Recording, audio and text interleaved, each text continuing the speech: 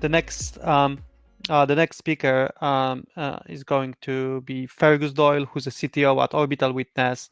It's a business that I had an opportunity to meet a while ago. Its founders, Will and Edmond, and I think this is for me this is a classic example of a business that doesn't sound like something exciting. So essentially, they're making due diligence of property easier, and they were helping with some of the biggest deals, and they're already used by some of the biggest law firms. But on the other hand, they're making the software. The aspiration is to make the software so easy to use that anyone who's buying a house or a property would be able to screen it for various risks, etc. Without the need of spending a huge amounts of money on lawyers and stuff like that. And the actual tech behind it is quite sexy, and that's what Fergus is going to be talking about. One of the things that is also important is that I think Fergus and Will and Edmond, they're very, very focused on growing very diverse engineering team. So they're also very keen to welcome people from very untypical backgrounds, etc. And so if what Fergus is going to say will change your mind about due diligence in property markets, then definitely reach out to him. Over to you, Fergus. Thanks, Pavel. Can everyone see my screen okay? I will take silence as golden and take that as a yes. Great. So pleasure to be here. My name is Fergus Doyle. I'm the CTO of Orbital Witness. I'd like to use the time today to talk through a bit more about the problem space, as Pavel was saying, that it's a bit atypical, and I see this as a bit of an iceberg problem where there's you might think that the legal process around property is relatively tied up, but there's a huge amount of complexity behind the scenes that we're tackling in the hope to really kind of streamline the process and everything. So Orbital Witness, we're a prop tech meet legal tech. We operate primarily within property and real estate, but all of the vast majority of our customer base at the moment is in the legal space, law firms, in-house legal teams, that sort of stuff. We currently support the UK's leading law firms, including all of the Magic Circle firms, which are the 5 kind of most prestigious law firms. And our product provides a simple way for property lawyers, especially, to gather data and increase their understanding of complex issues relating to property transactions. We surface valuable insights that they wouldn't be able to gain otherwise, just from manually reviewing all of the paper documents. And there are very few tools that are kind of competing in this space to really be able to offer that level of value that Orbital Witness does.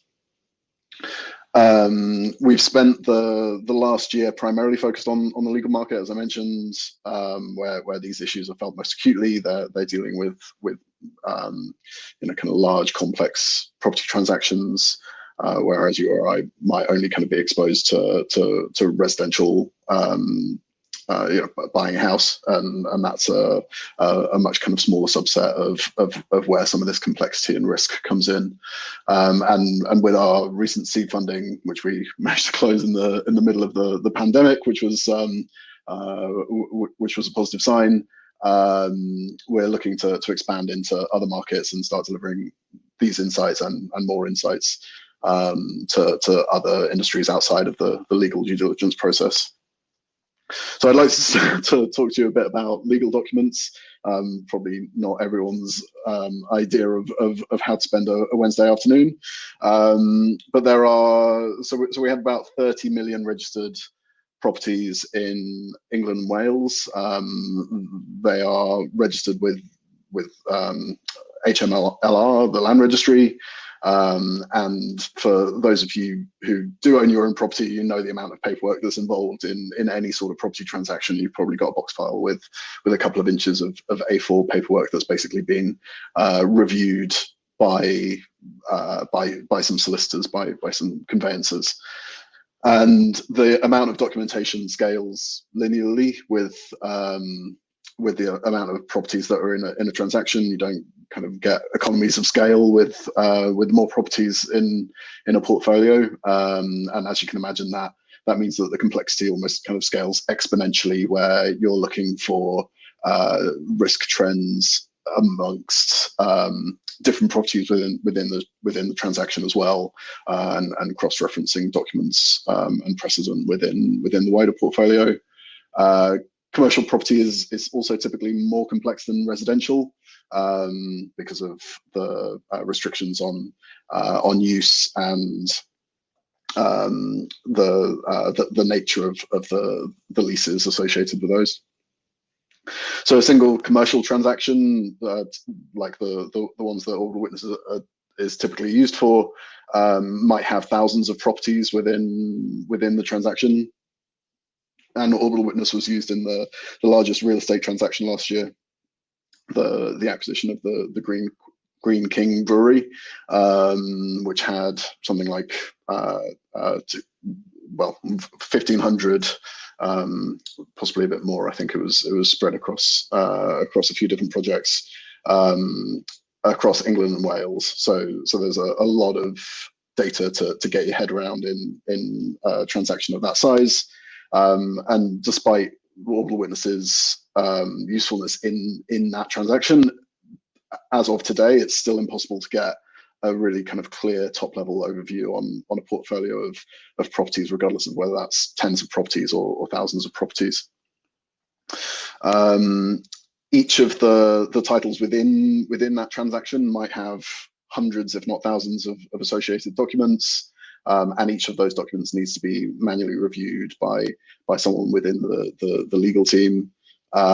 Some transactions are so large that you can't do due diligence on the entire portfolio, and you basically have to take a random sample of properties within that portfolio and extrapolate the risk out from there, and hope that you haven't missed any kind of major red flags. Just to kind of make matters worse, some of these documents have very, very poor data quality. Some of the documents themselves were filed in the 16th century. A lot of them contain what we kind of lovingly refer to as legalese within the documents themselves, which means that we actually are in the process of developing our own language model, because it's sufficiently different from models that are trained on standard English text to be able to pick out the nuances within these documents. To give you an example, some of these documents have sentences that span pages with very little punctuation, which means that I can pretty safely say that no lawyer tried to read that all out in a single breath. And some of them have more double negatives in than you can shake a stick at. So trying to get an NLP model to accurately structure the text within that can be quite challenging, to say the least. And then on top of the documents themselves, then a lot of these documents are basically just scanned images. So there's no digitized content from within the documents. You might have scanning artifacts, you might have handwritten amends. On this example, you can see that there's crossed out date, which is kind of redacted from the document, but the handwritten date is important. Some of the documents are handwritten, written in cursive, which again doesn't tend to fare well with the majority of OCR engines out there. You might have scan rotation, complex column layouts, which impact the content of the documents as well. So that kind of brings us to what Orbital Witness is really in business of, and that's kind of modeling complexity and risk in property and real estate. And we're kind of left with this, what at least in my mind is a bit of a pyramid-shaped problem, where you have millions of data points that you need to kind of compress down into what might be considered almost a Experian credit score-esque value at the end of the day. And in order to do that, then you have to take all of the raw inputs, drive those into kind of subsequent outputs, and then those outputs are used for further processing, depending on contextual information that will have an impact on how that information is consumed by the end user. No one's really done anything like this before. There's quite a big market for automated valuation models, for instance, with banks that are evaluating whether to lend against property. They will look at some very high level statistics around the property in question, such as the location or the price of the property, but they won't really base their lending decision on much more kind of granular detail than that. So really getting a clear understanding of what might be considered red flags or kind of essential risks that need to be surfaced to not only the lawyer but everyone involved in that transaction or in owning that property, then there's a clear need for that, and we see that increasingly not only from our legal customers but from the wider industry as well. And us being a lean startup, we want to kind of validate our assumptions and approach along the way as well. So just to call out a couple of kind of differentiating factors about how we go around kind of delivering against these challenges. We definitely operate as kind of true cross-functional teams, not only a product and engineering very kind of closely intertwined, but also data science as well. Data science is very much a core part of our product. So data engineers, data scientists work very closely with engineers, design, product on a day-to-day basis. We operate a dual track 6-week discovery delivery cycle, where our combined focus is split between scoping out the next set of objectives for bringing into the delivery cycle that gets queued up after the current one.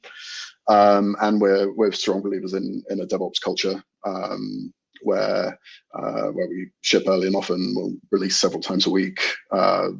There's a combined ownership around the product. It's not a case of different functions being responsible for different parts of the product. We are very much a kind of a whole team in tackling some of these challenges, and we've got, as has been mentioned, we're all looking to hire. We've got what I'd consider quite a refined hiring process, where we've got a couple of screens up front, a short coding exercise that's representative of the sort of work that you'd be doing within the team, and then that feeds into the technical component of the final interview bank, which is comprised of looking at technical competency, product, and also a chance to meet the co-founders that Pavel mentioned earlier, Will and Ed. We also have quite strong company values that I think are representative of the day-to-day culture within the business. There's a strong focus on humility. The irony of having an angel emoji next to humility is not lost on me. But we do. We're very recognizing of the fact that we don't have all the answers to the questions that we may have currently, and that's that's something that we're kind of very open to admit and look for help, not only internally but also externally. Kind of hand in hand with that, then we're very focused on empowering not only others within the team, but also our customers and our users and those outside of the business that we might be able to kind of positively influence and benefit. We take quite a bold and ambitious stance on delivering against our strategic objectives. So not only in terms of the sort of timeframes that we want to validate some of these assumptions around, but also around the scope of the challenges that we're really trying to tackle. And a bit of a quirky one that's based off of a Mark Twain line around avoiding procrastination on the big things that are going to move the needle. We're very much focused around biting off the big impactful stuff first. So I'm conscious that I've overrun slightly, so apologies for that. But I'll be in the expo section after this. Feel free to come find me or find me on social media, whatever. And I'm more than happy to answer any questions there.